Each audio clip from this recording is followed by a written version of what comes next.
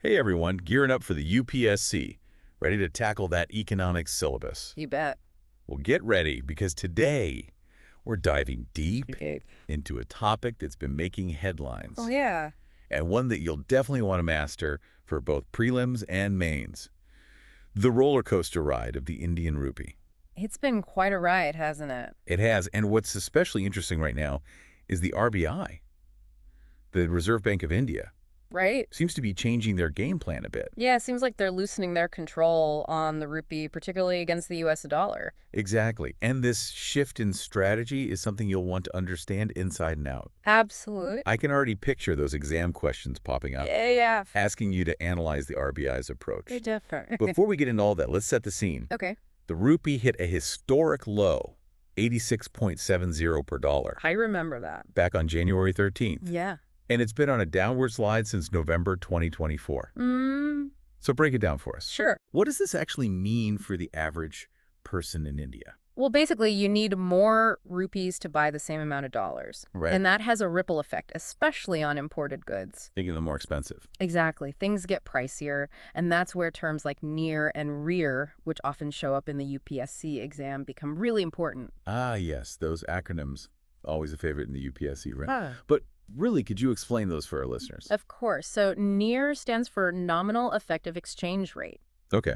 It's basically a comparison of the rupee's value against a basket of other currencies. Right. It's kind of like your score on a test compared to the class average. Okay, that's a helpful analogy. Yeah. So how is rear different? Real effective exchange rate.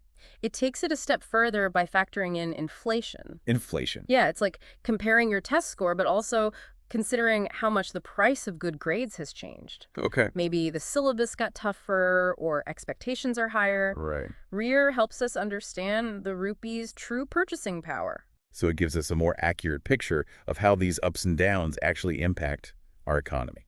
Precisely. Economists use REAR to assess a country's economic health and external balance. I see. And right now, the REAR being overvalued, as some experts suggest, Overvalued. is one of the reasons why the RBI might be adopting a new strategy. And this new strategy, Yeah. is it what economists call a managed floating exchange rate? You got it. Okay. Instead of trying to control the rupee's every move, the RBI is allowing market forces to play a larger role. It's kind of like a sailboat navigating the ocean. Okay. The captain doesn't completely anchor the boat. Right. It moves with the waves. Yeah. But the captain still steers and makes adjustments to avoid major storms. Gotcha. But this managed float approach, Yeah. doesn't it come with some risks as well? Oh, I mean, what about the impact on India's foreign exchange reserves? Won't they be depleted if the RBI keeps stepping in to stabilize the rupee? that's a crucial question and a point of contention among economists, actually. You see, India's foreign exchange reserves have declined by a substantial $79 billion since September 2024. Wow, that's a significant drop. Mm. What factors have contributed to this decline? Is it solely due to the RBI's interventions? It's definitely one of the key factors. Yeah. When the RBI sells dollars and buys rupees to stabilize the currency, it dips into its reserves. Right. But it's not the only reason. Okay. We've also seen foreign investors pulling money out of the Indian market, Oh. over 1,043,000 crore to be precise. Okay, so this combination of RBI intervention and foreign investors pulling out funds, how does that affect the overall market? Well, it can lead to what's known as a liquidity squeeze. Okay. Essentially, when the RBI intervenes heavily, it's pulling rupees out of the market. This makes it harder for banks to lend money, Right. which can have a cascading effect on investment and economic activity. This liquidity squeeze sounds like it could be a tricky concept for UPSC aspirants. Can you elaborate on that a bit more, maybe related to some real-world examples that they might encounter in the exam? Absolutely. Imagine a scenario where the government wants to boost infrastructure spending. Okay. They need banks to lend money for these projects. Right.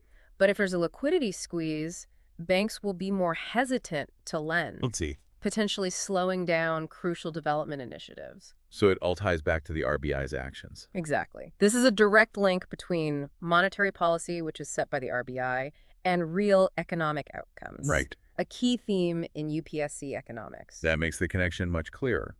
Thank you. Now, shifting gears a bit, let's talk about inflation. Okay. How does this weaker rupee, combined with the RBI's actions, play into the inflation picture? This raises a critical point. Okay. A depreciating rupee makes imports more expensive, Right. particularly essential commodities like oil. Right. India heavily relies on oil imports. Yeah. And when the rupee weakens, we end up paying more for the same amount of oil. So a weaker rupee can actually fuel inflation. Exactly. That's an important takeaway for our listeners preparing for the UPSC. For sure. Now, imagine a scenario where global oil prices suddenly spike. Oh, boy. How would that impact the Indian economy, especially with the rupee already facing downward pressure? That's a scenario that policymakers in India are always wary of. Right. It would be a double whammy. Yeah. Rising oil prices coupled with a weak rupee would lead to even higher import bills, Right. potentially pushing up inflation across the board. Across the board. This would impact transportation costs, manufacturing expenses, Mm-hmm. and ultimately the prices consumers pay for goods and services. Yeah.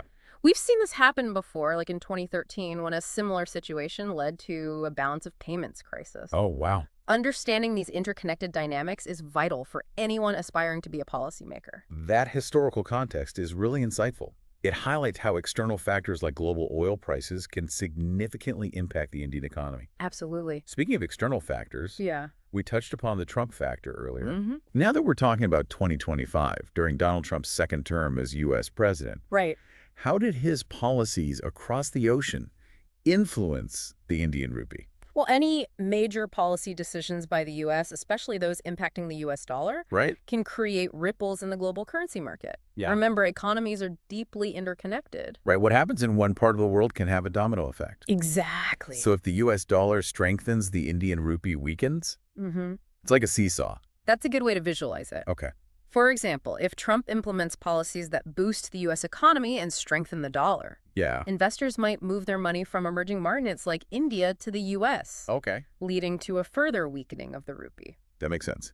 And it underscores how crucial it is to keep an eye on global developments, not just for acing the UPSC exam, Right. but for understanding the economic landscape we live in. Absolutely. It's all part of the bigger picture. Yeah. Now, while we can't predict the future of the rupee with absolute certainty, analysts were expecting it to depreciate further, possibly reaching around 87 per dollar by March 2025. Those predictions definitely make you think. So considering all the factors we've discussed, the RBI's strategy shift, declining reserves, the influence of global events like U.S. policy changes, and those analyst predictions, what are your thoughts on the rupee's overall trajectory? Well, the rupee story is far from over. Right. It's constantly evolving, influenced by a complex web of internal and external forces. Mm-hmm. There are potential benefits to the RBI's managed float approach, such as conserving reserves and aligning with global trends. But there are risks, too, right? Absolutely. Like the increased volatility and the potential for inflationary pressures, especially if the rupee continues to weaken. Exactly. It's a delicate balancing act for policymakers. Right. And for UPSC aspirants, understanding these nuances and the various perspectives on the rupee's journey is crucial for forming well-rounded answers. Absolutely. This deep dive has been incredibly enlightening, and I feel like I've gained a much deeper understanding of the rupee's complexities. Before we wrap up, any final words of wisdom for our aspiring IAS officers out there? My advice for all those future policymakers is this. The rupee story is a dynamic one, constantly evolving as it's influenced by a multitude of factors, both domestic and global. Right. To truly grasp its complexities, you need to cultivate a habit of continuous learning, stay curious, and never stop questioning. That's some excellent advice. That's some excellent advice. And remember, understanding these economic dynamics, especially those related to the rupee, is absolutely crucial for anyone aiming to crack the UPSC. Absolutely. Particularly for the economic sections in both prelims and mains. Precisely. And if you're looking to dive even deeper into this topic, I highly recommend exploring the RBI's official website. The RBI website. It's a treasure trove of information on exchange rates, Yeah. monetary policy, and everything related to the Indian economy. It's a great resource. In fact, a lot of the insights we discussed today were sourced from their website. Yes, the RBI website is an invaluable resource. Definitely add it to your bookmarks, folks. For sure. And hey, while you're at it, why not subscribe to The Deep Dive for more insightful episodes on crucial UPSC topics? We break down complex issues into bite-sized, easy-to-understand pieces, Absolutely. just like we did today with the rupee. We're here to make your UPSC journey a little less daunting, one deep dive at a time. And don't forget, to show us some love by liking this episode and sharing it with your fellow aspirants. Yeah, spread the word. Let's spread the knowledge and conquer those exams together. Until next time, happy studying. And remember, understanding these economic dynamics, especially those related to the rupee, is absolutely crucial for anyone aiming to crack the UPSC, Absolutely. particularly for the economic sections in both prelims and mains. Precisely. And if you're looking to dive even deeper into this topic, Yeah. I highly recommend exploring the RBI's official website. The RBI website. It's a treasure trove of information on exchange rates, monetary policy, and everything related to the Indian economy. It's a great resource. In fact, a lot of the insights we discussed today were sourced from their website. Yes, the RBI website is an invaluable resource. Definitely add it to your bookmarks, folks. For sure. And hey, while you're at it, why not subscribe to The Deep Dive for more insightful episodes on crucial UPSC topics? We break down complex issues into bite-sized, easy-to-understand pieces. Absolutely. Just like we did today with the rupee. We're here to make your UPSC journey a little less daunting, one deep dive at a time. And don't forget to show us some love by liking this episode and sharing it with your fellow aspirants. Yeah, spread the word. Let's spread the knowledge and conquer those exams together. Until next time, happy studying.